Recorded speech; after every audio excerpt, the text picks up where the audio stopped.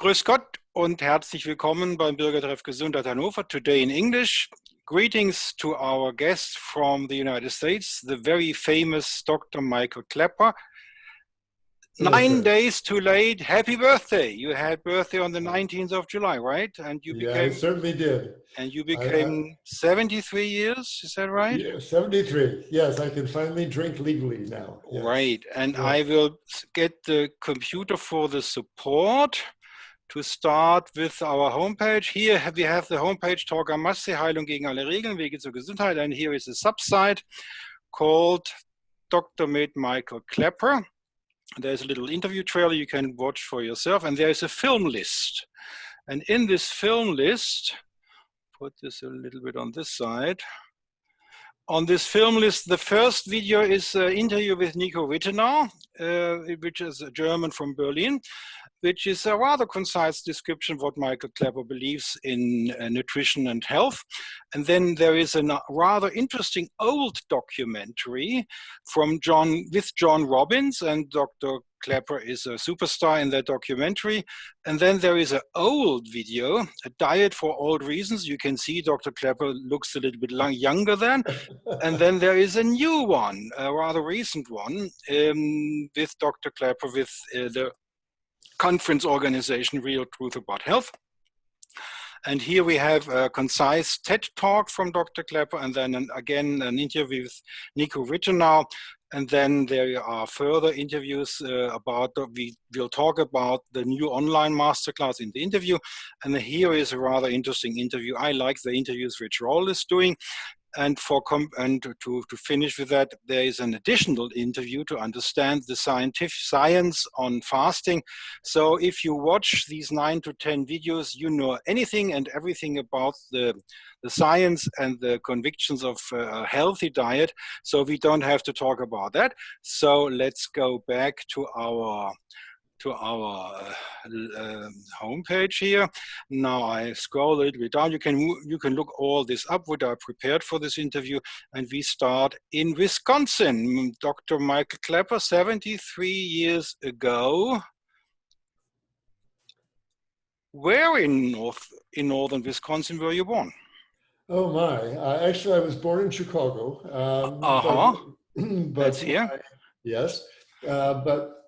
Back in the 1950s, every summer the great polio epidemics would sweep through the cities, and my parents wanted to get my brother and I out of Chicago, and my mother's uncle had a dairy farm up in northern Wisconsin, up in Langlade County, up near Antigo, A-N-T-I-G-O, and it's in northeastern Wisconsin there. And is that around here? No, down and to the right a bit. You're almost in Michigan there. Yeah, in that area. There's Rhinelander. I see Rhinelander up and to the right. We're just south of there. Oh, there's Elko, just down below, down and to the right. Elko, yes, where our farm is a mile north of Elko, and down to just was disappearing on your right screen there. I can't look at Elko, Wisconsin. It's great. Down to the right just a little bit, just south of Pelican Lake. Okay. And we had about a 300-acre farm there, and I was milking cows by the time I was 8 years old, and driving tractors and seeing the natural world, seeing how biology worked. And you were living with your parents in Chicago, and only in this special time of the polio epidemic, you went to the farm of your uncle. Yes, I spent my first 14 summers up there, and it certainly shaped my view of the world and kindled my desire not only to know about the natural world, but to heal things. When the animals would be injured and the farm animals would be sick, I would want to make sure they're okay. And my early desires to be a physician, I see, were emerging way back then. So, just out of curiosity, this is an episode in our series, Natural Healthy Nutrition and Orthomolecular Medicine. So your parents didn't know about the experience of Dr. Robert Klenner in North Carolina, who treated polio with a high dose of vitamin C? No, no, I did Okay. not know about that. Huh. Oh, okay. That is since 1948. You can find the information on the homepage dryourself.com from Andrew Saul. Now you get the support of the computer again and continue with the homepage. Now here we are, 1972. Dr. Michael Klaper graduated from the University of Illinois College of Medicine and served his medical internship in Canada at Vancouver General Hospital. Why Canada? What, did you want to emigrate to Canada? Oh, that's a powerful question. I was very disheartened that this was right in the height of the Vietnam War, and I was going to be drafted into that enterprise. And the thought of patching up some bomber pilot so he could go drop napalm on some villagers, I just could not participate in that. Something so deep in me rebelled against that. I was offered an internship in Vancouver, and I went there, and had a wonderful internship, and I was prepared to stay up there. It turned out not to be necessary. History unfolded there, and an amnesty was declared, and I eventually returned to the States. But it was a very difficult decision for me.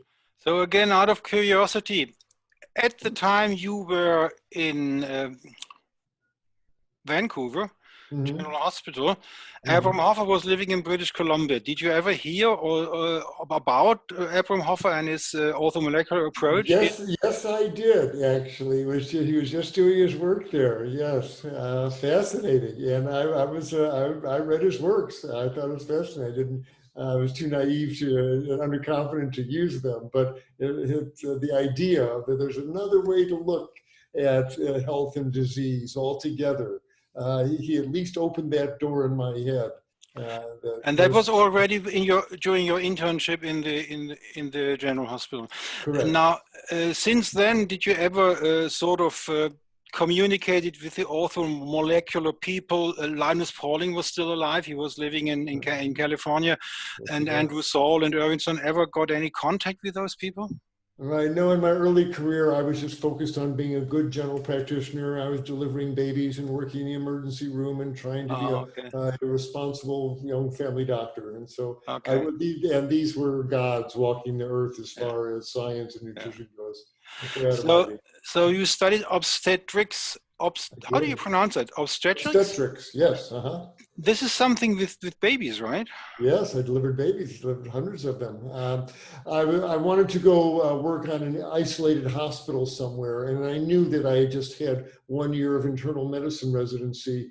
I knew if I was in some isolated hospital, someone came in and put a chainsaw onto their leg, I didn't know what to do. And so I went back for additional training in anesthesiology and surgery and orthopedics. And I knew I was going to be delivering babies. And so I went down to University of California, San Francisco, and did 6 months as a resident in obstetrics at Moffitt Hospital, and delivered several hundred babies and got pretty good at it. And so that was a 6-month traineeship in obstetrics that I did in San Francisco. And but what are the exact dates of this San Francisco study? What year was that? 1979. I think I went down there in May, and I think I was through. In so that's 3 years. 3 years after Nathan Pritikin opened his health clinic in California, right? Yes, indeed. Did you visit the retreat? No, I did not, but I was indeed aware of him, and I had envy of him because he was an engineer, not a doctor, and he had the courage to follow his conviction and his experience. But I suppose you can tell us the story of the grandma of Dr. Michael Greger, right? Indeed. Please do tell the story. Yes, indeed. My dear friend and colleague, Dr. Michael Greger, who runs nutritionfacts.org, a website I would recommend to all your viewers. He had a grandmother who had severe congestive heart failure and was being written off, was told, go home and get your affairs in order, your heart is failing. And it was really before heart transplants, and she's an old woman, she's never going to recover.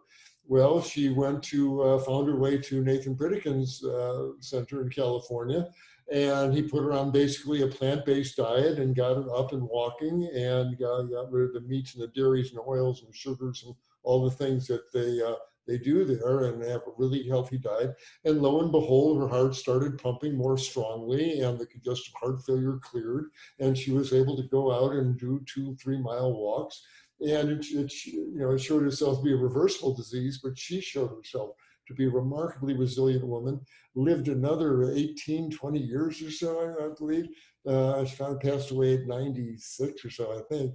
And what a story on so many levels. There's lots of lessons from that story, but a very inspiring one, to be sure. So basically she slipped through the fingers of death. She certainly did, and waved to it on the way through there, yes, with her own. Yes, yes. Yes, we can Now, have that power. 1981, the big adventure, Damascus, from Saulus becoming Paulus, Dr. Michael Klaper. Why don't you tell us the story? Oh my. Well, it was 1981. I had been in general practice for 7-8 years, and I had become dispirited. All my patients were getting worse. I would make sure they're on the right dose of insulin and blood pressure medicine, but their blood pressures kept going up, their diabetes got worse, their obesity would increase. And I would be getting the calls from the emergency room. We got a patient of yours in here, just had a stroke. And despite my best efforts, people are getting worse. And I didn't know what to tell them, and they knew that. Finally, I got so dispirited, I'm going to leave general practice, and I'm going to become an anesthesiologist, because they always know what to do. They put people to sleep, they wake them up, and it's a clean service. So I entered my residency in anesthesiology in Vancouver. And after several years of anesthesia training, I'm on the cardiovascular anesthesia service, dealing with people's hearts and blood vessels. And day after day, I'm putting people to sleep, and the surgeon's opening their chest and opening the coronary arteries in their heart and pulling this yellow, greasy guck out of their arteries called atherosclerosis. And that's what was clogging their arteries and setting them up for heart attacks and strokes. And I knew very well what that was. There's already studies in the medical literature showing it was cholesterol and saturated fat. And it's largely the fat of the animals these people were eating. There were already studies in the book showing a plant-based diet will reverse this disease. Dr. Frey Ellis and others had already written that. And so I'm watching the surgeon one day pull a particularly rubbery piece of fat out of an artery. And I think, boy, that stuff looks like chicken fat. And the little voice on my shoulder says, there's a good reason why it looks like chicken fat, doctor. It is chicken fat and cow fat and pig fat and the fat of the animals this man's been eating. And it resonated with me because my father was already showing signs of clogged arteries. He already had angina. His leg was already turning a little bluish when he walked. And I clearly have the genes for that atherosclerotic disease. And I knew if I kept eating the corned beef sandwiches and the bacon and eggs that my father loved so much, I was going to be laying on that operating table with that striker saw going up my sternum. Didn't want that. I saw those people when they woke up. So the message was, get all that meat and fat out of your diet, adopt a plant-based diet. And a similar thing happened at the same time. Another message delivering the same moral was impinging upon me. I had seen so much violence during medical school. I was working in the trauma unit at Cook County Hospital in Chicago, and every Saturday night I'd see the worst of what people did to each other, and the shotgun blasts and the pistol wounds and the knife wounds. And I would leave the trauma unit shaking and vowing at least to get the violence out of my own life. I can't rid the world of violence. I can at least get it out of my own life.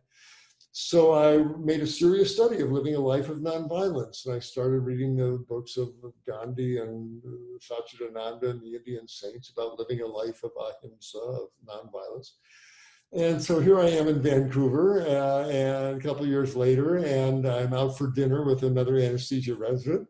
and I'm pontificating about getting the violence out of my life, living a life of nonviolence, while I'm polishing off a T-bone steak at the local Kagan Cleaver Steakhouse.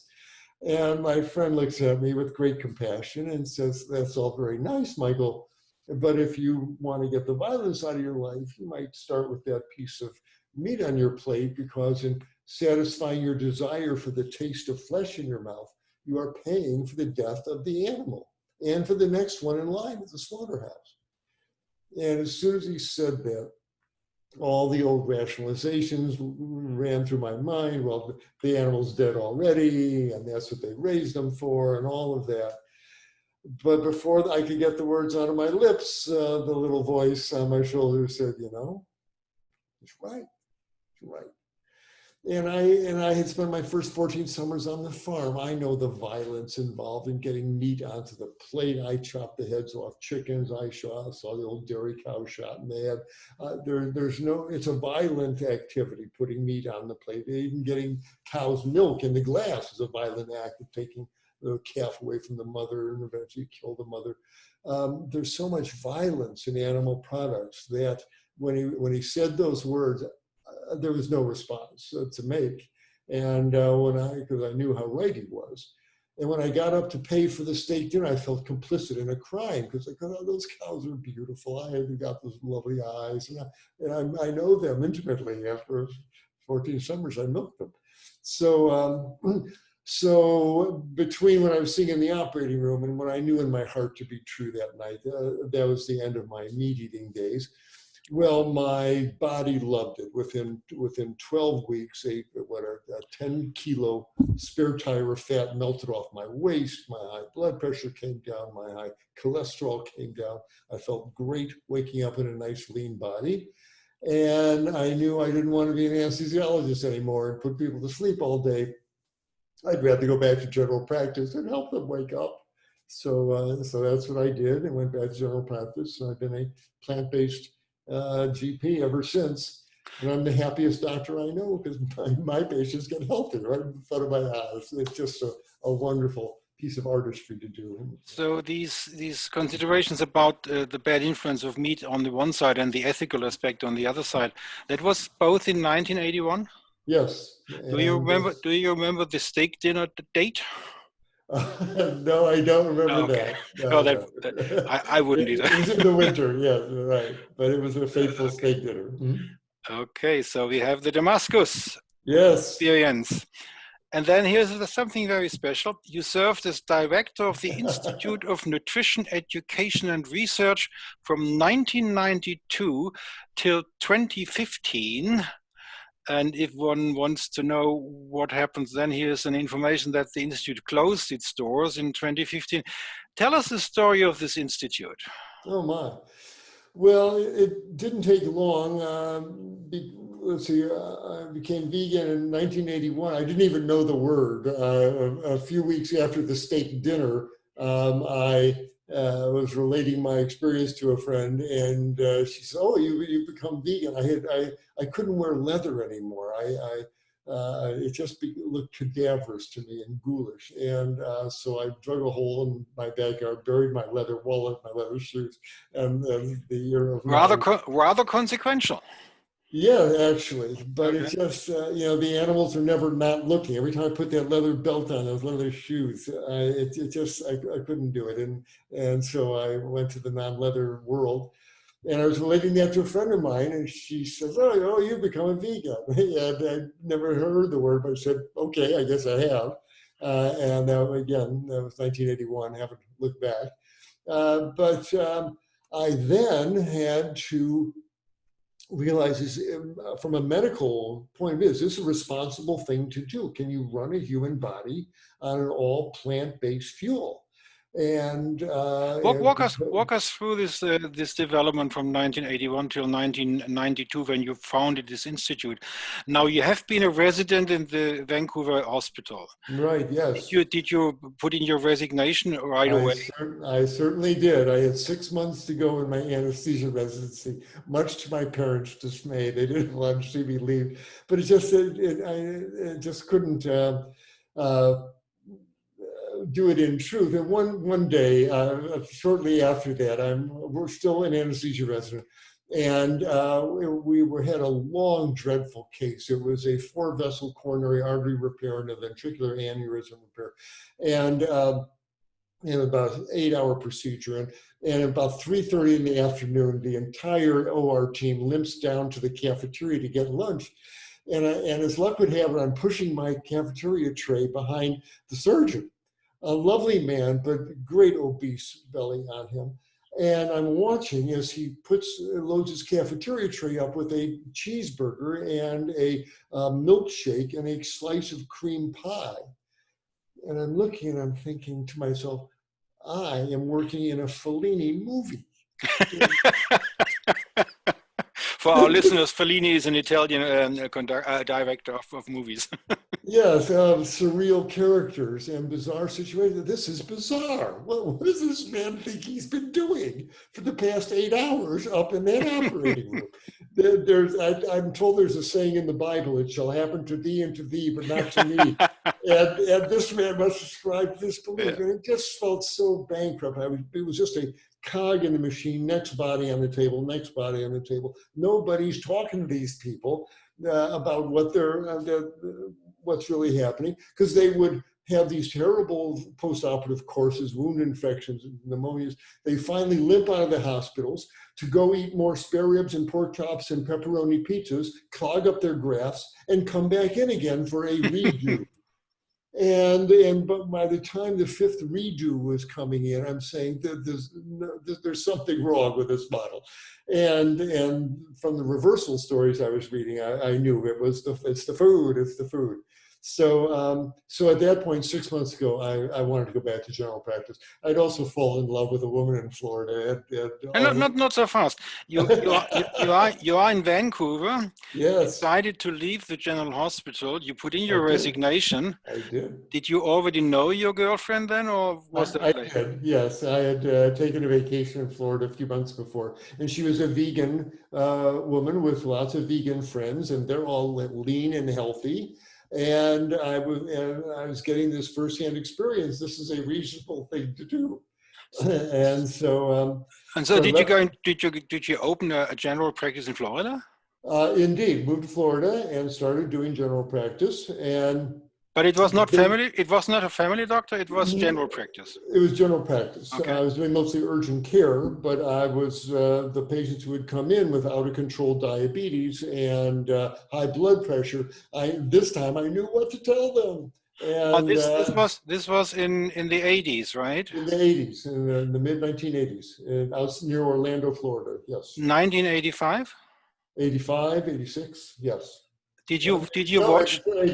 82, 3, 4, 5. Okay. And then you had the general practice in Florida? Yes, I did. Whereabouts in Florida? In Central Florida, near Orlando, in Castleberry. Okay. Did you watch when the Hippocrates Institute moved from Boston to Florida? No, I did not watch it, but I was aware of it. Oh, you were aware of the move? Yes, I was aware of the move. Yes, right. How come that you were aware of the move? Did you follow Anne Wigmore and Dr. Clement? Right. People would, by that time, I found some people who gave plant-based cooking lessons in the area, and I would send my patients to them who were open to the idea. Who would, as I said, come to me with out of control blood pressure, out of control diabetes, obesity. I knew what they needed to do. If they got on a plant-based diet, it would trim them down and they would get better. And not everybody wanted to make the changes, but I had a few saying, Doc, I got to do something. And so I would send them to my plant-based friends. They would give them cooking lessons and show them how to make soups and salads and steamed veggies. And I would see them back every few weeks. And lo and behold, this wonderful change started happening. And the belly would disappear, and the high blood pressure would come down, and the joints stop hurting, and the diabetes get better, and the psoriatic skin clear up. And they would turn into normal, healthy people right before both our eyes, the patient and mine. And it got to be the most exciting part of my practice, to see these people coming back in, to the point where, I'm saying, I don't need to see you. You got it. You got the idea. You go live your life. You stay eating healthy, and send me a card at Christmas. But other than that, you don't need the services of a doctor. And what a wonderful thing to say to people. So these educational courses you sent them to, were they run by your friends? Yes, right. And these friends, were they affiliated with the Hippocrates people? No, but we were all friends by then. And there's you know, you would catch them on either there were cassette tapes going on, there were videotapes being traded, and you would meet them at the meetings. By then, I was going to the vegetarian meetings, and you would meet the folks there, and you would cross-pollinate, and you'd be on the same panels and etc. And you heard about the wheatgrass. I've heard about the wheatgrass. That's where I had my first shot of wheatgrass at one of those conferences. Oh, you tried it? Oh, absolutely. I like it. How about today? Are you still drinking it?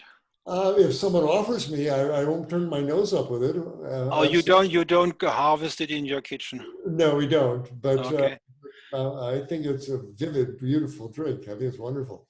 Okay, let's go back to our homepage. Now, in we have to come back to the Institute. Now, you were in Florida. Right. Oh, right. Now, you are in the middle of the 80s, and yes. And you have this general practice. Now, who planted the idea of founding an institute in your brain? Right, it happened by necessity because now am I alone? Are there other doctors doing this? And the book by Dr. John McDougall suddenly found its way to me, and I got Dr. McDougall on the phone, and we had a nice conversation.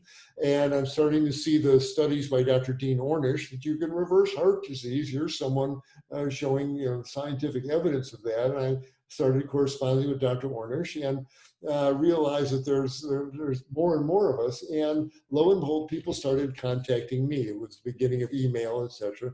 And I'm getting notes from other doctors asking me questions. How do I transition my patients? Will they get enough protein? What about vitamin B12, calcium for their bones? All these things that, the gorillas know how to do it. The giraffes know how to do it. I mean, clearly you could run a mammalian body on a plant-based fuel, but these doctors have legitimate questions. So I started making a serious study and started doing the research and putting together handouts and pamphlets, and expenses were generated and donations were coming in, and it became evident, doctor, you need to start a little nonprofit institute here to do this properly. And that was the birth of the Institute of Nutrition Education Research. And we did both those things. We did nutrition education. We would hold workshops and conference calls, and I would put out pamphlets and start publishing on the internet. And really became a fan of the researchers who were if you look, seek, and you shall find. And more and more people, as you did these searches on vegan nutrition, yes, it's a reasonable thing to do, and people are starting to research it. It was a very exciting time, still is. And that is about the time when you became a television star, right? Tell us about the story when you appeared on Jeopardy. What is that, and why did you show up there? In America, there's a game show called Jeopardy. It's quite famous. It's been on for 25 or 27 years or so. And it's a test of general knowledge. It's a fast-moving test where you have to come up with the right question. They give you the answer. You have to give the question. And when I was a boy growing up, I paid attention to what was happening in the news and the newspapers, etc. And I love science, and I love history, and I love astronomy. And so someone said, you ought to try out for Jeopardy. And a friend of mine won a spot for an audition, and he gave it to me as a gift. And so I went down there and auditioned, and I got a call from those folks saying, yes, come fly out to LA and you'll be on the show. And so I went out to Los Angeles. This would be 1987 or so. Yes, 87. Right. And it was really intense. And I won. If you win the game, you get to come back the next day. And so I won the first two games and lost on the third. And so I won $11,000 US, a stand-up freezer for consolation prize, and the Lee press-on nails that they would always give to as a consolation prize. I still have them as a trophy, as a memorabilia of my Jeopardy appearance. It's good fun. So in 1991, there was a documentary in a PBS affiliate, and it had to do with John Robbins. You are a giant in the plant-based movement. John Robbins is a giant in the plant-based movement. And in the documentary, which is on our film list, John Robbins talks about Dr. Klaper. How and where and why did you meet John Robbins? I met John Robbins when someone gave me his wonderful book called Diet for a New America, which is timely even today. It's been revised, but I highly recommend it to your readers, to your viewers. And it's a remarkable book, and it's roughly in 3 sections: the effect of meat-based diet upon our health, the effect of animal-based diet upon the animals, and the effect of an animal-based diet upon the ecosystem, on the planet. And it was eye-opening and jaw-dropping on every page. Great read. And he is the son of the Baskin-Robbins ice cream fortune. And he walked away from that, saying, that's not my path. This is a bigger mission. Do you know his story about the island in Vancouver? Yes, I've been on Salt Spring Island. Yes, he left, he turned his back on the fortune and went up to Salt Spring Island, had his son Ocean on Salt Spring there, taught yoga. He lived off the grid before that was a fashionable thing to do. But he walked away from a fortune of $30 million. He could have had a whole different life of luxury. And he chose to be a seeker of truth. And he'll always have my highest estimation for that act of courage. So he writes this book, and it opened my head. I'm a passionate environmentalist. I hike in the woods. I fly airplanes. I love this planet. And when I realized, when he made it clear how large-scale animal agriculture is the driving force behind the cutting down of the forest and the soil erosion and the water depletion, the water pollution, and now global warming. And if we would just adopt a plant-based diet, the forests would come back, the soils would stabilize, the waters would run pure, would heal the planet, as well as healing our arteries and stop this abominable cruelty we inflict upon these animals. With one would just adopt a plant-based diet, it was such a pure chord of a message that I closed the book, and I knew I was forever changed. There's no, they say once you look behind the curtain, you can't pretend you don't know what's behind the curtain. And he ripped the curtain down, and there was nothing else for me to do but pick up the phone and look up John Robbins in Santa Cruz, California, in Ben Lomond. I picked up the phone and got his number, called him, and John picked up the phone. And I said, hi, I'm Michael Klaper. I'm a physician. I read your book, changed my life. And he had an organization, Concerned Citizens for Planet Earth. And I said, could you use some help? And he said, are you kidding? Sure. So I was no longer in my relationship with that woman, and so I packed up from Florida and moved to California. And with your practice, I closed my practice and I went to California. This is by far, my biggest patient. Planet Earth was in trouble, and if you don't have a livable planet, it doesn't matter what your cholesterol level is. So what year was that when you moved from? This would be 1980s. 1987, shortly after I read the book. In the same year when the book was published? Yes, within 3 months I was in Santa Cruz, yes. Okay. Yeah, right. And then how did it develop? You established a new general practice? Yeah, I began doing, it was the early days of telemedicine. I began doing phone consultations, but I was working full-time as a scientific director for the organization we founded. I said, man, you got to change the name of your organization. So we changed Concerned Citizens for Planet Earth to EarthSave. And for 3 years I functioned. I was the scientific director of EarthSave, and I got earned a little money doing that. Donations came in, but I was basically doing it full time. There was nothing more important. On some level, there's still nothing more important than to change people's eating habits so we save our future. Still what we need to do more than ever, because they didn't listen back then. We've been saying the same message since the 80s. So the 80s went by, the 90s, the 2000s, the 2010. Now it's 40 years later, and we're still trying to get the same message across. And I remember back then we were saying, if we don't do something, there'll be dire consequences to the planet. People, what could happen to the planet? Well, they didn't listen. We're still cutting down the forest. And now the ice caps are melting and the CO2 is going up and your children's futures are in doubt. That's what can happen. And the one thing we can do and must do is change to a whole food plant-based diet. And it's more urgent than ever. So this is the organization, John Robbins? Yes. Okay. And Okay. And so John and I went around the country to giving lectures and showing slides and giving passionate presentations. And that's Earth Safe. That's where 3 years Safe. of directorship, right? Yes, right, yes. Okay. Now, 1987, 3 years later, is 1900, right? Right, yes. You moved. 1990. I moved to Los Angeles. You moved back to Florida. Yes, I went down to Los Angeles while I worked with the film community to try and get a more vegetarian message into the movies, but I was running out of money. And somebody in South Florida was running a plant-based health spa. Yeah, we need a health director. Is it? Would you come? Okay. Is that still the same thing like this one?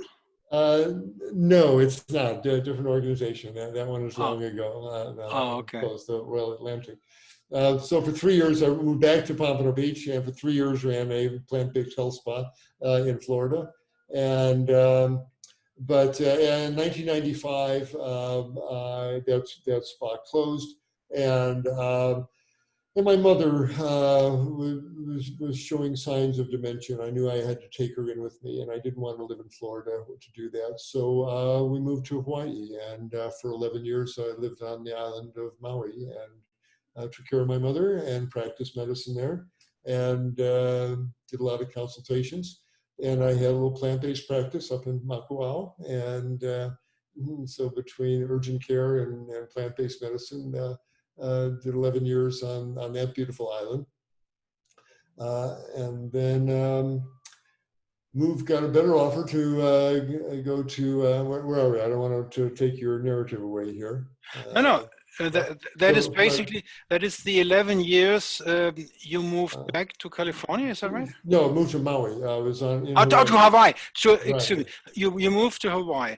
Right. And Hawaii was the starting point of John McDougall. Quite coincidence. Yes. And what did you do in Hawaii? Right. General practice? Right. I took care of my mother, basically. But yes, I had 2 practices there. I had a small nutrition-based practice up in upcountry Makawao, and got people on plant-based diets, found plant-based teacher on the island, and did the same type of plant-based healing that I did in Florida. But you can't make any money doing that. You spend an hour with a patient and the insurance company pays you $20. They don't pay you for talking to people, they pay you for doing things to people. So I also at the same time worked in a busy urgent care unit on the other side of the urgent care clinic on the other side of the island, sewing up the tourists and taking care of their sea urchin bites and eel bites, etc. And but it paid the rent and it let me take care of my mother till she finally passed away. And what year was that? Your mother passed? Right, 2001. I stayed in Maui for another 5 years, and then got a better offer in New Zealand, and so I moved to New Zealand, and not so fast. Yes, okay. I understand Hawaii is closer to New Zealand than Florida, yes, but right. How did you get in contact with the New Zealanders? Right. Yes. A friend of mine went down to New Zealand and saw how short of physicians they were, and they said, if you have an MD and a pulse, they'll take you there. And the urgent care clinic that I was working at was a dead-end job. I knew I was never going to advance there. I was just filling a hole in the call schedule. And I said, is this going to be the end of your career? Am I going to do this for the rest of your career? And I knew I had to do something else. And I was in a relationship that was not going well, and figured, well, let's move to New Zealand for a fresh start. And So I moved down there, and for 3 years ran another large acute care clinic in Whangarei.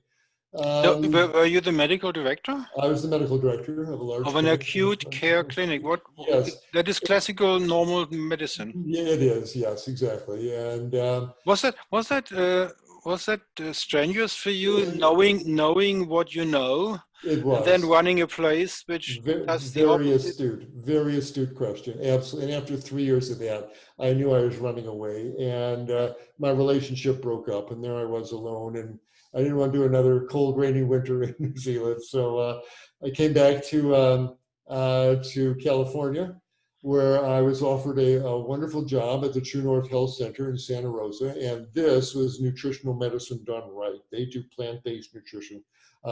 For all. That is this one.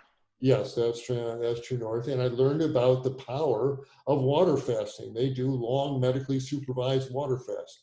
Plus they had interns there to teach, and the medical students would come through. And it was just a lovely place. And to see people get healthy, they would come in, they would stay there for a month or 2 months, and they would either do a brief fast, and then we'd feed them this lovely plant-based meal. And this transition would happen. They would walk out of there different people, metabolically, psychologically, and they would certainly understand what healthy eating is. So I stayed on the staff for 8 years there. I did a lot of nutritional medicine there. And I believe John McDougall was working there. And John McDougall was a mile away in Santa Rosa at his clinic. Do you know? There were these nasty wildfires, and I believe the home of John McDougall was destroyed. Oh, it was. I was there that night. Oh, it was dreadful. Powerful flames. Strong 50-mile-an-hour winds. It just fanned. It was a blowtorch. Yeah, I mean, you couldn't. There's no standing there with a garden hose. This thing was a wall of fire. You got out of there, and it just vaporized the houses, vaporized the glass and the metal. It was so hot. And he lost all his books and all his notes. Lost everything. Yes, and I'm glad he and Mary woke up when they noticed that, gee, it's bright light around here, and the house is on fire.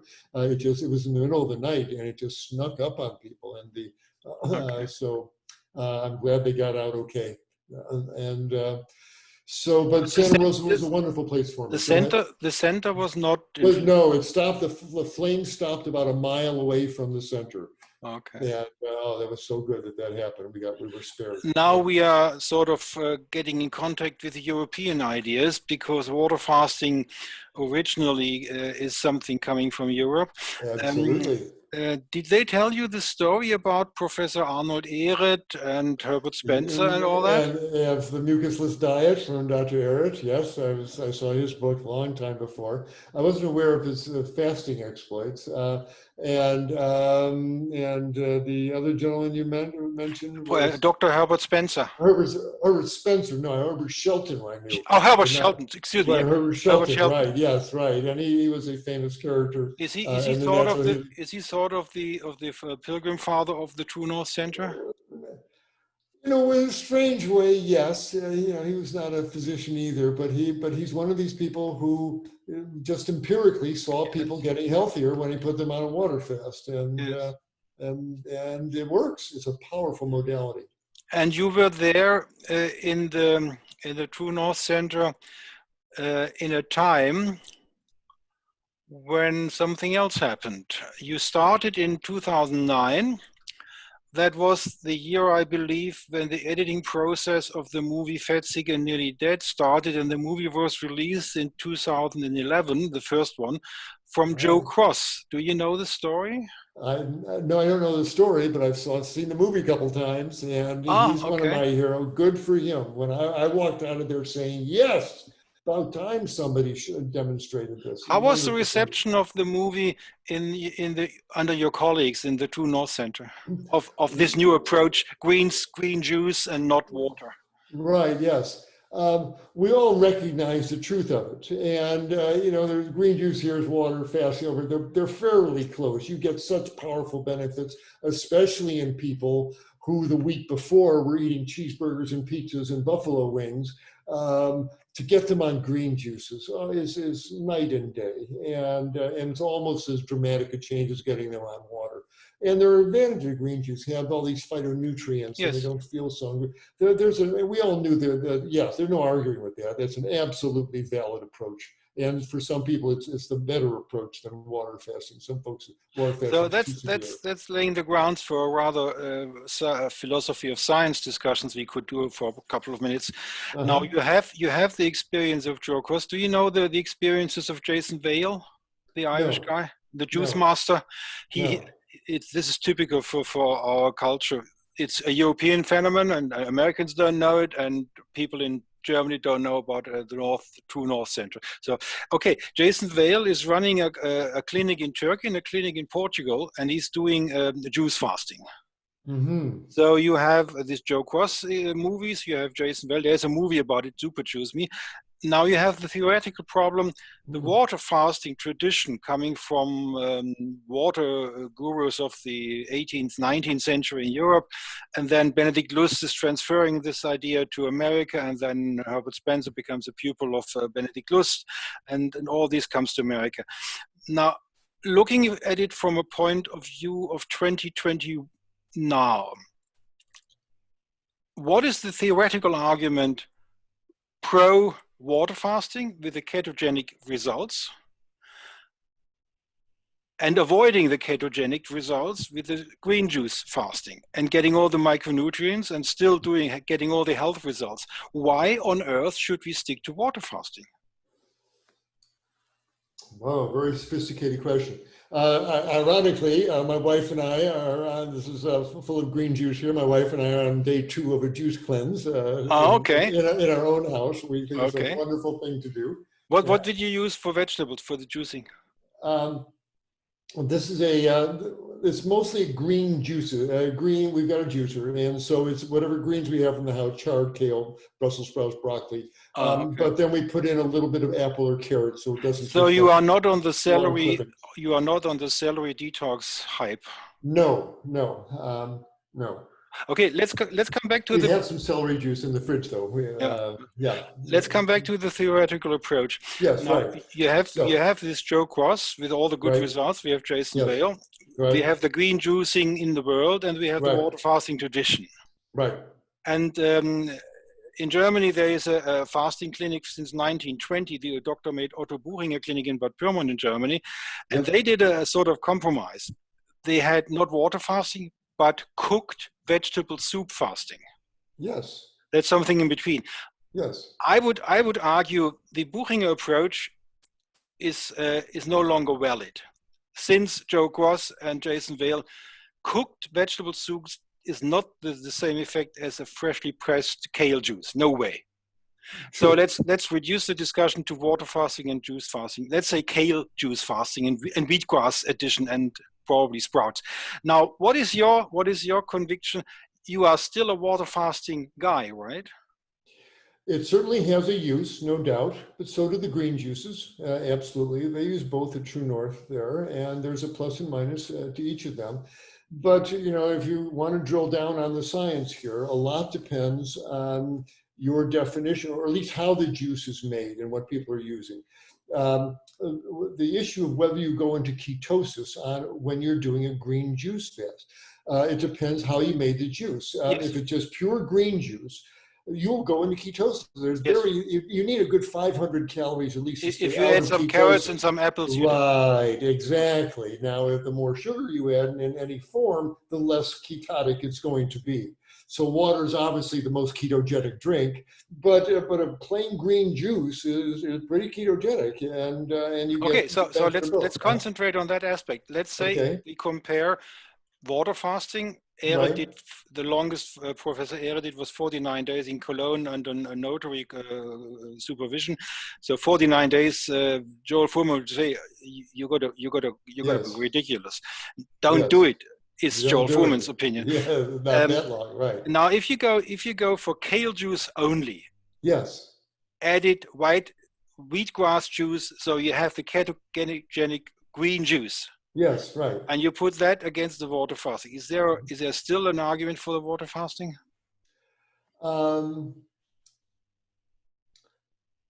It depends on the patient, in that we use the water fasting in patients with official medical issue. If you've got a patient with runaway rheumatoid arthritis, or blood pressures of 220 over 140, which is more effective in bringing that blood pressure down, a pure water fast or the green juice? I don't know. No, let's concentrate on kale, wheatgrass juice, nothing else. Yeah, okay, kale wheatgrass juice. Okay. And someone's got a flare-up of their lupus. Is running kale and wheatgrass through their tissues a safe and wise thing to do? I know water is. Might you be making this worse? Might there be anything pro-inflammatory? Okay. So basically your argument is we don't have the data. Right. Okay, I agree with that. That's you're a doctor. You have to be careful not losing your license. Right. But that said, if everybody in Germany, everybody in America did a week on green juices, I think, once every other month, I think we'd be a much healthier nation. No doubt, it's a healthy thing to do. I will have an interview with Dr. Clement on Thursday, and I will ask him the same thing. I'm pretty sure he dares to say, make the green way because it's better. Okay, when you were in True North Center, that's California, did you ever meet people from the California Institute of Integrative Studies, or did you ever meet people who had attended Esalen Big Sur? Well, I went down to Esalen a few times. And, you did? Oh, yes. Tell us the story. How did you come about to that? Now we're discovering the spiritual side of Dr. Klaper, right? Indeed. I've always had one. But this would be, it started in the 70s and 80s when Esalen got started, and all these wonderful, these teachers in the spiritual world, Ramdas and his teachers, and the psychedelic guys, and there's the names, exploring the upper realms of the high chakras, all these fascinating topics. And I was living not too far away, and yes. So we drove over to Esalen a couple of times. We had a talk with some of the teachers there. Do you remember the teachers? Right. Too long ago. That was too long ago. Anything with did you do anything with breathwork with Stan Grof? With Stanislav Grof, he was there. But you didn't do it anymore. No, I sat in one of his lectures. It looked like a lovely man, and we went out to the baths at midnight, the famous baths, and under a full moon, Stanislav Grof came out, and he slid into the tub, and we all communed how glorious it was. That was the closest connection I had with him. And anything with California Institute of Integral Studies? Did you do? No. No, that wasn't your cup of tea. No. Okay. Another question for the same area, Palo Alto. When you were in California in the obstetrics education, Linus Pauling was still alive. What's your relationship and your story with the orthomolecular medicine and Linus Pauling? I don't really have a relationship with him. I don't know where that came in. That wasn't me. No, it's just a question. It was locally close. It was locally close. I was aware by that time. He was a controversial figure, and for his work on vitamin C and and does it work in chemotherapy, and was it a valid study, and he's a senile old man, he got his Nobel Prize, he should have quit then, and there was a lot of negative energy around it, and I tried to tease my way through his writings. And clearly vitamin C is a primordial molecule. It does a lot of things on a deep cellular level there. And it's worthy of study in cancers, autoimmune disease, and inflammation, all this stuff. But it got lost in all the personality swirl around him. And so I kind of kept my distance from him. But you have a personal practice in orthomolecular medicine. I believe you take DHA every day? I used to. You don't anymore? I'm right on the fence with that. Because Joel Fuhrman is propagating DHA, especially for old people. He certainly is. He strongly is, and he's very strongly on preventing Alzheimer and Parkinson. Yeah, absolutely. But you are not so convinced. Not so much anymore. How about B12? How much do you take? Oh, absolutely. I take a couple thousand micrograms twice a week. Twice a week. Yes. And how about vitamin D? Yes, I take Dr. Furman's multivitamins, and he's got 2,000 of D in his men's daily, and so yes, I take that. You do realize that 2,000 is not enough, and the science is solid on that page. I wasn't aware of that. I'll need to. Okay, I refer you to my interview with Bruce Hollis, a professor of South Carolina, research in vitamin D. Okay. We are talking about in your life, in your age, we are talking about more than 6,000 units per day. And pregnant women need more than 6,000 units. That's science. I'm open to the research. And if you want to have no prostate cancer, there is science there too from Professor Hollis. So the interview and his research in PubMed might interest you. Oh, absolutely! It's already interesting. Send it along. I want to read it. Thank you. But that's the orthomolecular part of our story. Okay. Now let's go back to your story.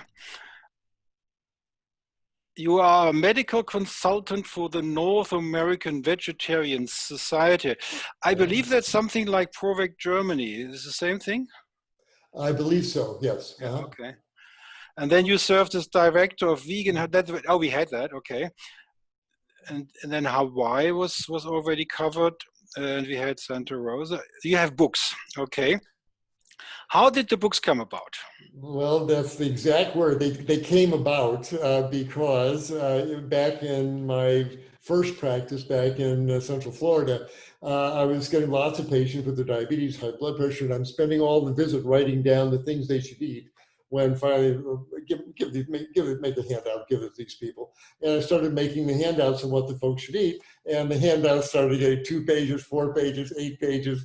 And then I had some pregnant women come in, and so I had to do up a special one for them. Yes. And the handouts got bigger and bigger till finally it was clear I should put a cover on it. The same story with Joel Fuhrman. He wrote his book to answer all the emails, right? Exactly, right, exactly. Same story. Right. Okay. So let's see what we have right. on our homepage. Okay, so you have been in several films, but I suppose you didn't appear in Fork Over Knives, right? No, I did not. Nope. But the other ones. So you are on the advisory board and regular contributor to the quarterly publication Naked Food Magazine. Mm-hmm. Oh, that's the wrong one. Excuse me. I wanted this one. How about that? What's the story?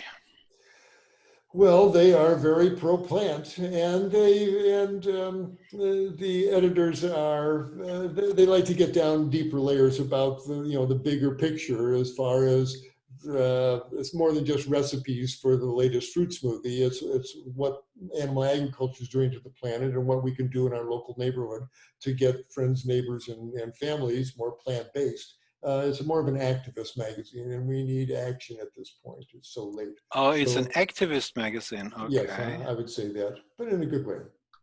Very good. So you are in the in the Vegetarian Hall of Fame. How does one become a part of the Vegetarian Hall of Fame? Who is running that Hall of Fame and who selected you? What's the story about that? I have no idea what one does. I just work here. I just do what I'm doing. And but it was 1992, and as I mentioned, you start going to the vegetarian conferences, and I've been going since the 80s, so they knew I'd been going for 10 years. And in 1992, the North American Vegetarian Society runs the Vegetarian Hall of Fame. And I was in the audience during our evening program and was much amazed to hear my name called. And so I called up on the stage, and suddenly I was an inductee in the Vegetarian Hall of Fame. So very good. Mm-hmm. Now we have a lecture video which people can watch. This is a rather young Dr. Klaper. I haven't changed a bit, as you can see. This is what a vegan diet does for you. It preserves your good looks from your youth. And then we have another information. Helps you grow hair too, as you can see. Now, coming back to the water fasting, Dr. Rüdiger Dahlke is rather famous in Germany for fasting theory and practice, and he was in contact with Professor Walter Longo. Have you been in contact with Walter Longo because of the science of water fasting? I'm reading his work. I went to USC when I was living in California to attend one of his lectures. Really intense guy, interesting man. But I can't say I have a personal relationship with him. But Okay. he's a trailblazing, brave guy. Would you agree on the argument that because of him, we can now say there is fundamental science around water fasting? Yes, with quotes around it, because there's a lot of good researchers doing some really good work on fasting before Dr. Longo. But what he did is he's an interesting looking romantic kind of guy. He's a media media has a fascination with him. And he brought the whole phenomenon of fasting into the public eye, that this is not crazy. There's good science behind this. And so he opened up the door in the public mind to this powerful healing technique. So for that, I'll always be grateful to him for that. And so he's been a real pioneer on that score. I mentioned Benedict Luss, a pupil of Sebastian Kneipp. Is the Kneipp therapy of any relevance in the American surroundings? What kind of therapy is this? Kneipp, Sebastian Kneipp. I'm not familiar with it. That's a German priest. He was doing this in 1870 till 1897, I believe. He was accredited by the Pope, and he is doing water therapy. So you get cold water on the body, and he treats the cold grass in the morning, and the Kneipp method of treading cold water and all that, and the change between hot and cold water. And he healed tuberculosis in sitting in the Donau, in the river Donau, and he healed a very serious tuberculosis with cold water. That is nothing in your experience. It's not under that name, but I honor everything you said. There is a solid science now about cold therapy, about the amazing changes the body goes through when you immerse it in cold water. Yes. And a lot of good things happen. It's got anti-cancer effects, wonderful things happen. It's a valid therapy that really needs some more research. But no, that's not crazy. He was onto something there. I applaud that idea. Now, coming back to your True North Center activities, in 1959, the book from Max Gerson, let's see where I have it. There is 50 cases of Max Gerson. Did the Max Gerson therapy play any role in your experience? It did. Oh, he's such a tragic figure. My heart aches every time I think of his name. And here's a good man and a good physician onto something really important. And yes, cancers can reverse. We've had at True North, we had 2 lymphomas melt away right under our eyes here. And the more we learn about sirtuins and other molecules with anti-cancer effects, especially that fasting can do and juicing can do, there's no question. This man saw what he saw, and that's the pain of it. He says, "You're asking me to deny what I saw with my very own eyes. These tumors went away," and they can. Not all of them. And if you've got a really advanced, terrible lung carcinoma, no one's going to say magically it's going to melt away.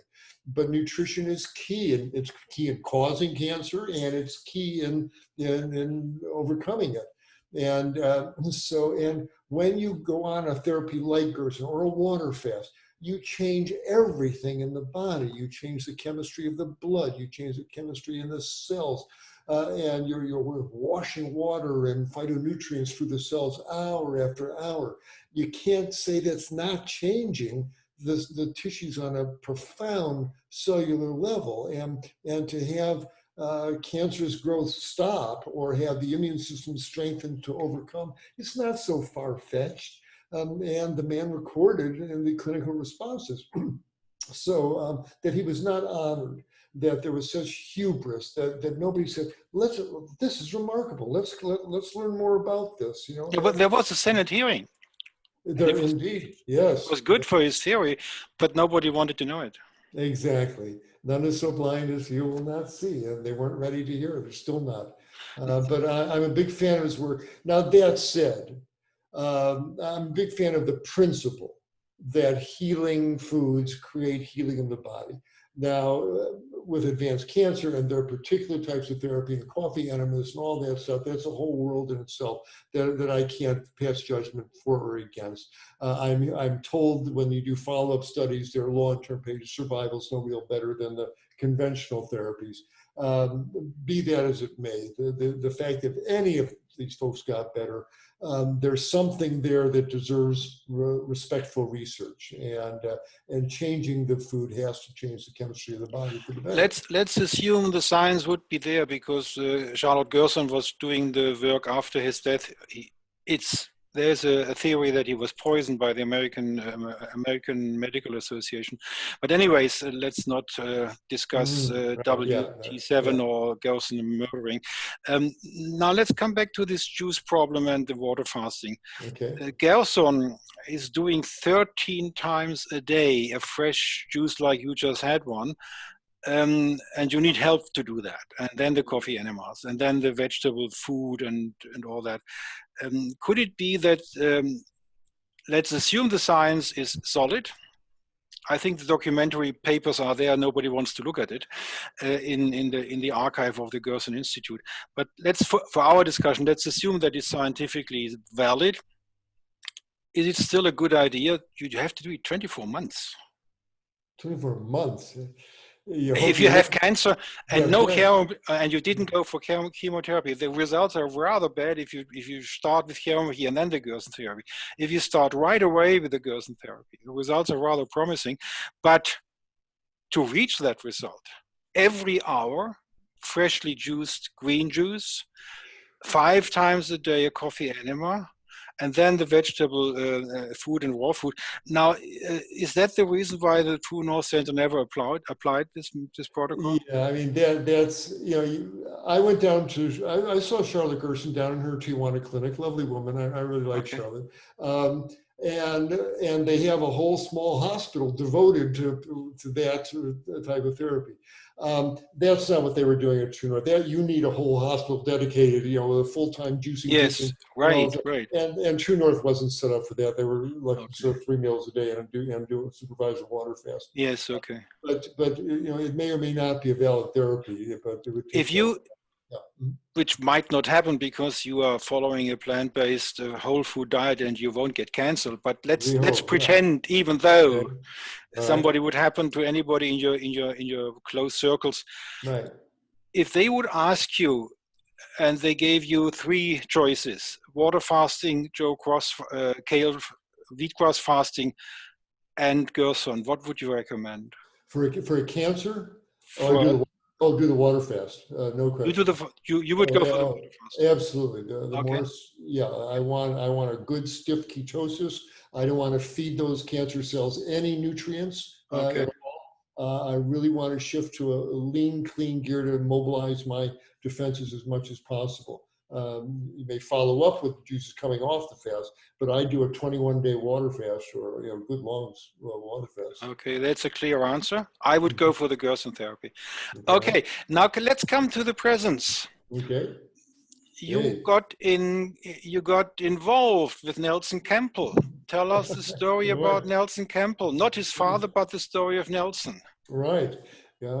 By the way, we have been apart here in Hanover. Oh, good for you. But I don't find us on the homepage anymore. They changed the homepage, and I can't find our own board anymore. No problem.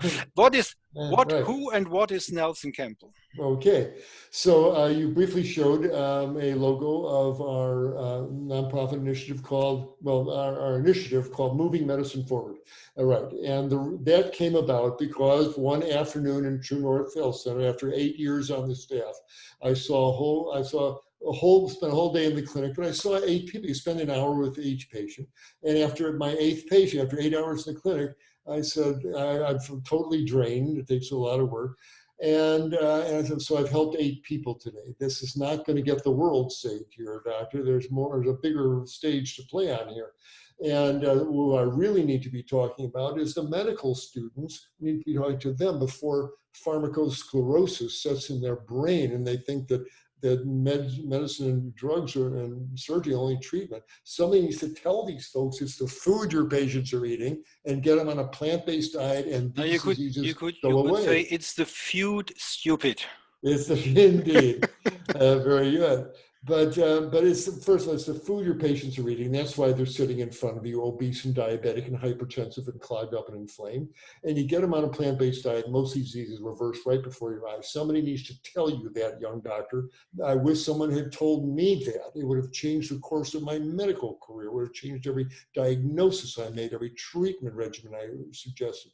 And so I said I need to go to the medical schools and talk to those first, second, third year students and open the door in their head to this possibility.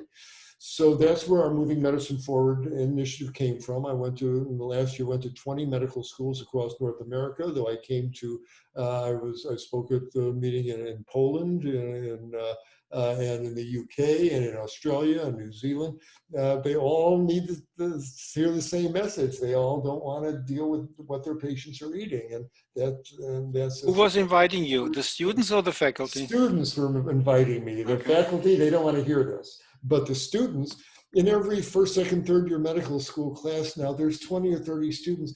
They've seen films, they've seen Forks Over Knives. They've seen what the hell, the light's on already. They're hungry for this knowledge. And so they arrange the event, they reserve the lecture hall, they send out the notices, we go right to the students. And did you ever experience to be uninvited because of pressure of the faculty? It happened once in one school, and so be it. And there's always, in every lecture, there's always a couple of white-coated professors in the back with their arms folded, clucking their tongues. But the truth's the truth, let the truth be told, though the heavens fall. And it's what their patients are eating too, and they're treating dietary diseases themselves, whether they want to recognize it or not. And so this is a nascent movement where we wanted to have electronic platforms where the students can talk to each other at the different schools, what's happening at each of their schools. And we want to get nutrition education taught in the medical school curriculum. I shouldn't have to be doing this. This medical school should be teaching this to every student, and that's our ultimate goal.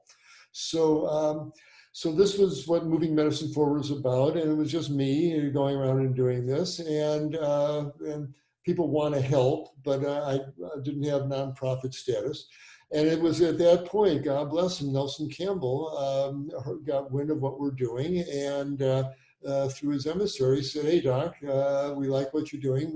Would you like to join forces with us? We can take in the donations under our nonprofit status, and we'll ricochet it to you there. You got to pay taxes on it, but at least people can get the tax deduction for doing the donation, and we can help get your message out through our network, where they have a far bigger mailing list than I do." Okay, so let's be a little bit more precise about Nelson Campbell. Okay. Do you know the story of his movie? Of Plant Pure Nation. Yes. Yes, I've seen his film a couple of times, and so for the listeners, Google Plant Pure Nation. That's a very well done movie about the starting point of the organization of Nelson Campbell, the son of Colin Campbell, and the organization is Plant Pure Communities. Indeed. And do you want to tell us the story of the movie itself? The movie, again, it wants to get the power and the beauty of plant-based nutrition out in communities on the most practical level. And so they do community kitchens, they do community teaching programs in the community, and the people love it. And that was the most inspiring, exciting part of the film. And their organization still exists today. You're invited to join your pods that I'm sure you'll see the website. Yeah, that's the non-medical professional organization. That's people like me or like us.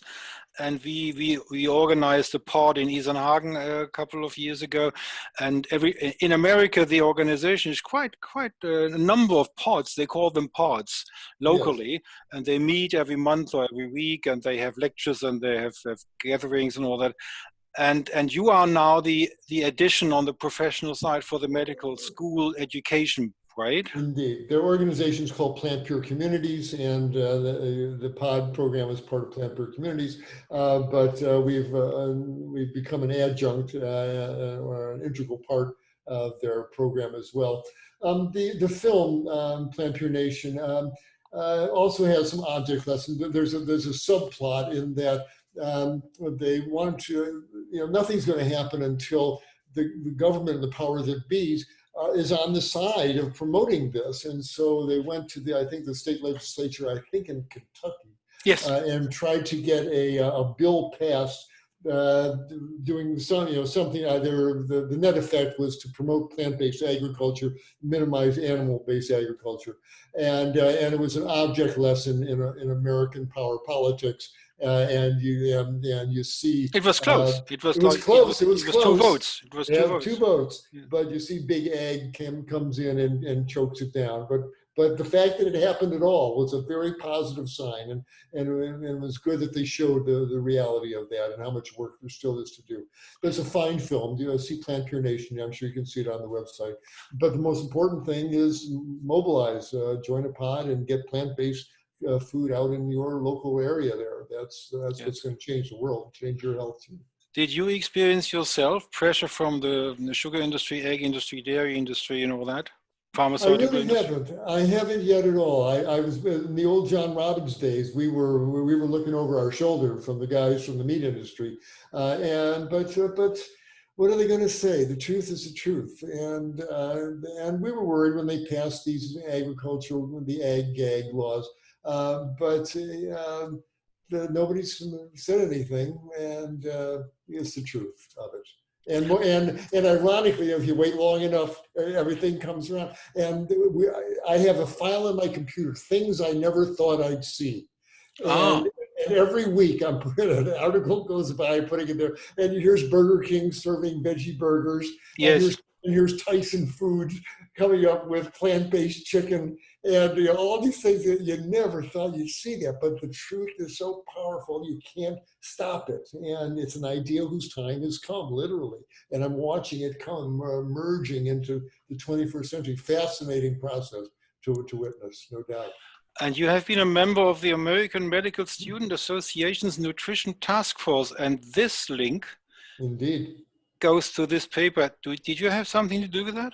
One of the early, this was back in the 90s. They asked me to be on their advisory council, and so it's corresponding with their memberships there. But I'm not familiar with that particular. I should read that one. Thank you. And you are a member of the American College of Lifestyle Medicine. I sure am. And okay, tell us the story about that organization. Nobody in Germany knows anything about that college. What is it? Sure not. But what a hopeful movement this is within American medicine. The reality is that most people, as I mentioned, are sitting in the offices of endocrinologists and internists and diabetologists and surgeons and rheumatologists and gastroenterologists from what they're eating. They're all the vast majority, and their lifestyle. They don't exercise, too much stress, don't get enough sleep. This is what Western medicine's become. And I tell the students, in pathology class, you're going to be learning about all sorts of weird and wonderful diseases from smallpox to leprosy. But when you open the door in your office clinic or the emergency room or the surgical outpatient clinic, you're not going to see people with leprosy and smallpox. You're going to see people with obesity and diabetes and clogged arteries and high blood pressure from what they're eating. And don't, before you order another $1,000 scan, another $500 lab test, ask them what they ate yesterday, because that's why they're sitting in front of you. And send them to the plant-based dietitian, let her do the counseling, and you see them back in a month and they'll be healthier. If not, call the dietitian, find out why. And so this is how medicine should be practiced. Well, that's called lifestyle medicine. And so many, it's so profound that so many physicians are coming to the same point. It's dawning on people not only in North America, but the American College of Lifestyle Medicine and a sister organization, the Plantrition Project, to their annual meetings, when we still had annual meetings. The doctors would come from around the world, from India and New Zealand and Ireland, Australia, the UK, Canada, and everybody in that room knows that a whole food plant-based diet and a sane lifestyle will reverse disease. And there's no arguing about it, no convincing anybody. We're all seeing it every day in our practice. It's not an issue. And so this is a full academic college devoted to promoting this and getting residencies in universities that young graduates, new doctors can do a residency in lifestyle medicine and become a lifestyle medicine specialist. And of course, the organization of medicine has to stay, lifestyle medicine, that's pansy stuff. No, doctor, it's the most powerful medicine of all because it will reverse these diseases. What you're doing is just suppressing symptoms in gastroenterology to give your Crohn's patients these immune suppressants and to cut out pieces of the colitis bowel. But you're not curing the patient. And to do that, no matter how many stents you put in, if they're still eating their cheeseburgers and pizzas, it comes a point where you can't stent them anymore. You're not curing the patient, doctor. Lifestyle medicine will cure the patient, and it's the most powerful medicine of all. So I'm a proud member, and I'm taking my board exams in October. I will become a diplomat of the American College of Lifestyle Medicine.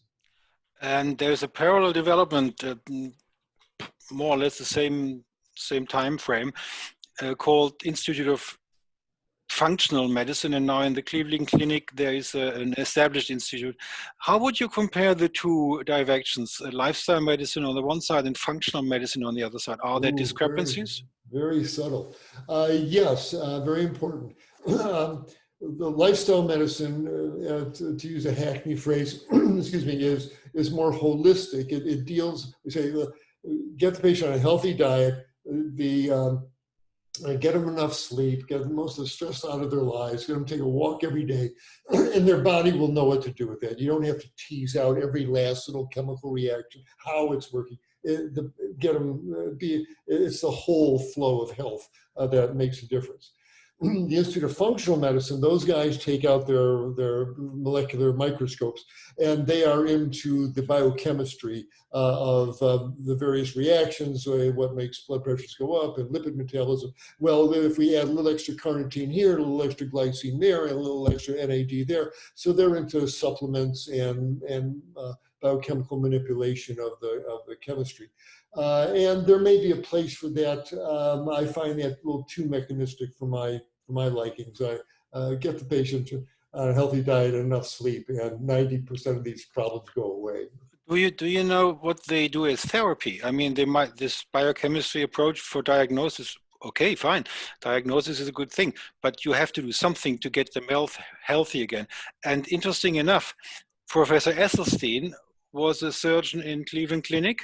Yes. But as far as I can tell from my research, he's not part of the Institute of Functional Medicine. No, I don't think for that same reason. You know, he's into the food. It's not the supplement. So these people in the functional medicine, they don't support a good plant-based diet? I don't believe so. I think they're happy with paleo diets and keto diets. Oh, they are? I believe so. I can't speak for but them. That is a medical, that is malpractice. Paleo diet is malpractice for the long I think so, but there's a lot of doctors pushing it. Yes, but it's still malpractice. We had the blood. I agree with you fully. I believe. Excuse me, sir. We had the bloodletting, and it was malpractice. I agree with you fully. Absolutely. So that's why I don't have a lot of respect for the functional medicine folks. I don't think they give diet the due that it deserves. The proper, okay. But they may have changed. I don't know. I can't issue a final judgment on that. Coming to another organization, the Truth About Health conferences. You and Esselstyn have both spoken there, and We other have. Joel Fuhrman and Gregor and all these very important people, Pamela Popper and so on, and Dr. Clement.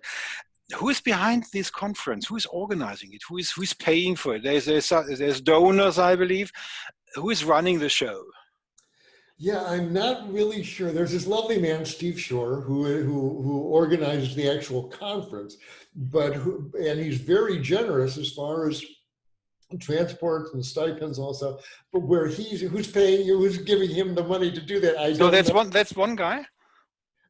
Steve runs the conference. And now, who's bankrolling him? I don't know. What was his name? The name again? Shore, S-H-O-R-E, Shore, S-H like the seashore. Shore. So basically, we have an enigma. Yes, I'm not sure who's really financing that, but all-star speakers lineup. So I usually say yes. Do you get paid for a speech there? I think I got. It's been a couple of years. I think I got $1,500. It wasn't $10,000. Wasn't much, but it was. It wasn't much, but it was very nice of them. You don't get much. You don't get paid much on this lecture circuit. So let's come to the last part I intended to talk about. PCRM. Dr. Klaper, is that the most important organization of the world? On some levels it is. I can't think of another one who's doing more effective work on the most important venues of all, where it's plant-based nutrition, ending animal exploitation, the health of the planet, on every level. Neil Barnard is a saint on that. He's the president of the Physicians Committee for Responsible Medicine. And he's a living saint. I met him in the 1980s. He helped me with some difficult ethical questions that I was trying to work out. And we've been good friends ever since, and I have nothing but the highest respect for that organization and for him. And we have a couple of videos from Professor Barnard on our film list on the channel Kosmologie-Mikronährstoffe. Now let's have a look at this organization. Is it membership? Mostly members who support the thing? Yes, you can certainly. It's a membership organization, but if you for physicians only. No, definitely not. There's lots of, anybody can join, first of all. You don't have to be a physician, and only a small fraction of the membership are actual physicians. So no, you don't have to be that. And yes, you should join just to support them because of all the wonderful work they do. But if you go to their website, you can see the generosity of this website. It flows out off the screen as far as for physicians, the education programs, the lectures for the public, the 21-day jumpstart for diabetes and for vegetarian diets. It's a cornucopia of knowledge for both professionals and the public. And that's the spirit of the organization. Here's our International Conference of Nutrition Medicine. I strongly recommend people attend that. And they've opened up a plant-based clinic in Washington, D.C. They do plant-based medicine there. It's such a purely focused and true organization. It's exemplary. Do you know the story? Professor Barnard is a professor at George Washington University, right? Yes, he's a psychiatrist, actually. Is he a tenure professor? I don't know at this point. Did he ever tell you how the reception of his work under his colleagues in the university was? No, but I have an idea. Both have an idea. Indeed, yes. Okay, coming to the natural medicine movement in America, we talked about Benedict Lust, sort of founding the natural path movement. And in America, you have a naturopathic doctor. Mm-hmm. How does that work? Is that it's not a PhD, is it? No, it's an ND, Doctor of Naturopathy. And I've been a physician 48 or 49 years. And so back in the early 70s, there were naturopaths, NDs around. And my understanding, they were among the fringiest of the fringe practitioners. And they just dealt with boxed flower extracts and color therapy and sound therapy. And they're good-hearted people, but Their therapies were at best ineffective, possibly harmful if they wasted time and patients should have gotten, but they were not held in high regard in the healing community. Similar to the osteopaths in America, Yes. who had to really up their game and their training, and eventually became equivalent to MDs. A similar kind of process has happened in the naturopathic community, the NDs, over the same 49 years I've been practicing. The last 49 years, their training has really increased dramatically, as well as their political power. They have been lobbying in the state legislatures, and now the naturopaths, they've got a pretty decent foundation in the basic sciences and anatomy and physiology and biochemistry. And now they're now allowed to give injections and IV infusions and prolotherapy injections, and they're able to do their armamentarium has certainly increased, and their base of knowledge has increased. Okay. And so it's changed in recent years. For the German listeners, this would be comparable to the Deutsche Heilpraktiker law. The NDs in Germany is a Heilpraktiker, and it has to pass a state exam for becoming a Heilpraktiker. One of the results of this development is Catrium Bleu publishing a book about vitamin K2 and the calcium paradox. So these people are on the publishing side now. Look at that. Now, for the last section of our very nice interview, what's your everyday life? You're living now where? In South Florida. You're back in South Florida today? Back in South Florida, indeed. Okay. Yeah. How far away from Mar-a-Lago?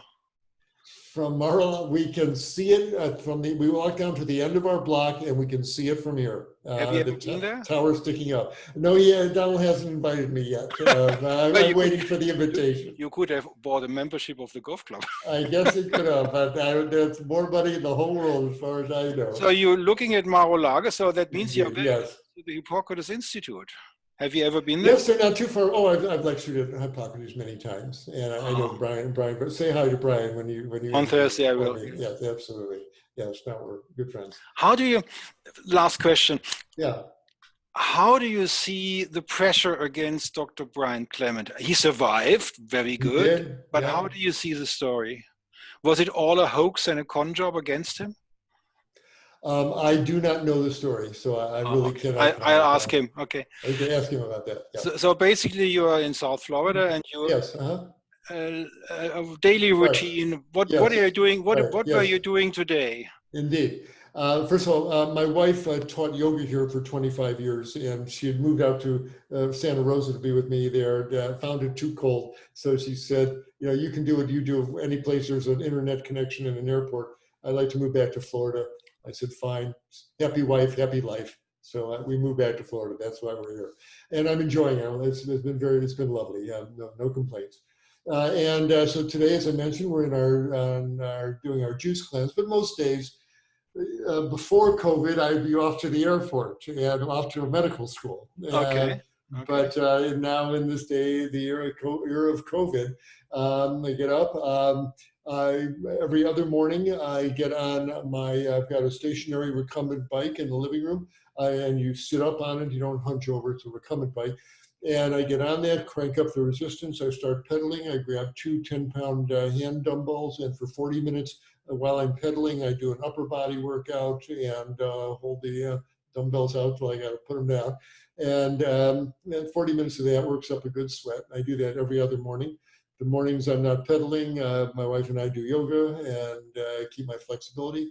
And then we have breakfast, usually porridge and fruit, a lot of blueberries and almond milk. And now I'm home. Because I'm not lecturing the medical students, we've decided to put this information online in the form of 12 master classes in plant-based nutrition. And these are the lectures that every doctor ought to know on how to use plant-based nutrition in the clinic when they're facing that patient with diabetes and high blood pressure. Here's what you need to tell them. Here's how you cure these patients. And so we're coming up on week 3 here. I'm working on diabetes and obesity this week. So I'm spending my days mostly researching and writing these 12 master classes. Is that video classes? It's on video. People can, if they just and if they go to my you're doing website, the video. You're doing the video yourself, like now, yes, or do you have we're doing a the video professional? ourselves. You know, I have a professional cameraman come in, and we do this professionally. Okay. And it'll be 12 master classes that people can replay whenever they like. Will they be for free, or do they have no, there's a small charge. It's Okay. very modest. I want everybody to have access to this, and we'll do it again. We'll do it for continuing education credits, and so this was going to take us through December here. But every evening, my wife and I go out for a bike ride, or we walk down to wave at Mar-a-Lago there, and, so we get out as much as we can. But I'm in a work tunnel right now through December to get these master classes done. You are not very far away of the studio of Rush Limbaugh. So I hear. Well, where is this? That is in Florida. It's in South Florida somewhere. Yes, right.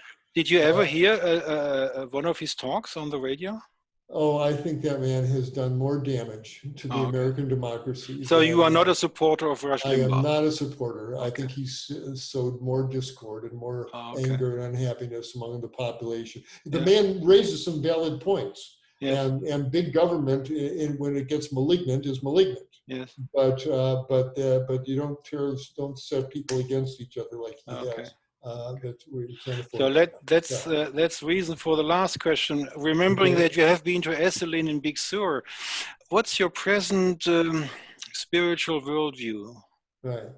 Let's start with name dropping, like Colin Wilson or Aleister Crowley or Rupert Sheldrake or Jordan Peterson. Where do you position yourself?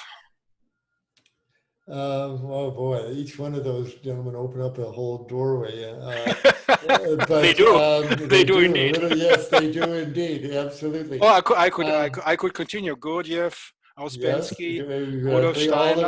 All those folks. And they're all saying basically the same thing on some level. That like Gandhi said, my life is my religion. You know, my love is my religion. It's what you do. And it's how you treat people. It's how you treat animals, how you treat the earth. Your actions are who you are. And if everyone who comes into my presence leaves a little more whole, a little more healed, a little more loved, and a little more seen and acknowledged and recognized and helped, then I've accomplished my purpose here on earth. And so I'll leave the structures and the concepts to everybody. The question is how. Someone said at the end of your day, when you get to heaven, you're going to be asked one question. You were given a human heart. How much did you love? What did you do with it? You know, and so I'm here to love, and that's my religion. Do you know the science of Elisabeth Kübler-Ross? I met her once. She came to my medical school while she was still alive. What a lovely woman. I got such a sweet feeling off. What about your relationship to her theories? The 5 stages of, so yes, it seems to be valid. There's a validity to it, and you see it on a national level. You see it on. And how about yourself? Do you believe in the life after life? Karma and reincarnation? No, I don't. I think when we leave this planet, there's a massive expansion into the light, and I'll leave it. And that's it. And that's it. Exactly. Okay. With that, we talk a little bit privately after I stop the recording. With that, Dr. Michael Klaper, thank you so much for a very interesting interview. Oh. You were willing to answer many, many questions. And I say thank you to you and thank you to the English listeners und herzlichen Dank fürs Vorbeischauen und auf bald.